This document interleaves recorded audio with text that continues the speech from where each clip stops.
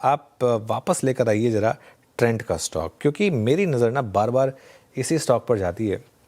और मेरे से क्या होता है ना, कई बार आप फंस जाते हैं ख़राब स्टॉक में कि ख़राब स्टॉक ले लिया, जेड ग्रुप का स्टॉक ले लिया, एसएमई स्टॉक ले लिया, फंस गए। समझ में आता है जब आप ट्रेंड जैसे स्टॉक में फंस जाएं, जो निफ्टी का स्टॉक है, टाटा ग्रुप का स्टॉक है, और जब वो आधा हो जाए तो क्या करें? Patience is the key Anuj ji. तो I completely agree with you कि आई थिंक जो क्वालिटी स्टॉक्स है at some point of time they will come back very very strongly. But trend के साथ हुआ क्या है, दो चीजें। एक, आई थिंक जो उन्होंने साल के शुरुआत में कहा था कि अब 25% ग्रो करेंगे, as they and the first half और the first 9 months they are probably growing at 16 और 17%। यानी जो ग्रोथ का अनुमान उन्होंने खुद ने दिया था उससे कम ग्रो करने वाले हैं। दूसरा, आई थिंक जो इनकी स्ट्रैटेजी रही है which has enabled them success, Zudio stores जो ओपन कर चुके हैं ये, और जो प्राइस पॉइंट्स है जूडियो स्टोर्स की, जो खुद के ब्रांड्स हैं, I think they are probably expected to do well in terms of pricing.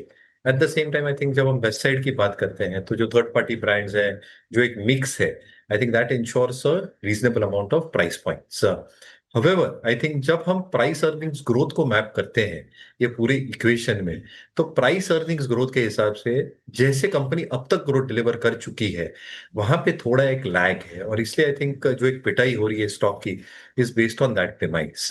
But ultimately completely conquer with you. I think it's a qualitative stock.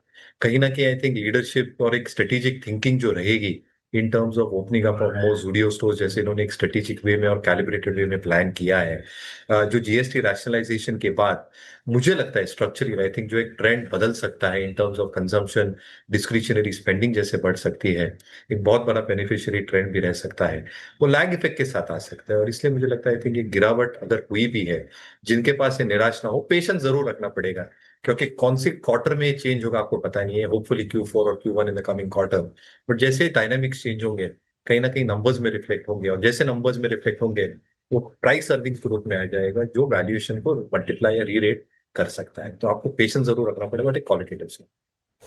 Okay, patience is the key in the market trend.